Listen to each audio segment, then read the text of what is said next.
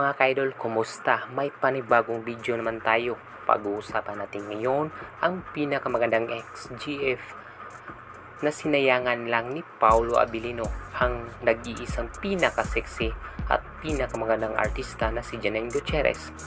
Bakit nga ba sinayangan ito ni Paolo Abilino ang babaeng ito?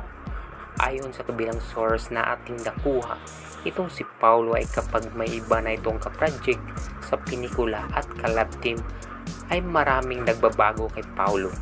Lalo na yung collab team ni Paolo na si Kim Chiu ay matagal na pala niya itong crush.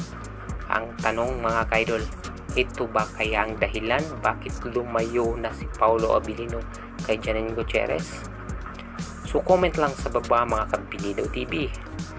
Sinayangan lang talaga ni Paolo Abilino ang pinakamagandang at pinaka-sexy na actress.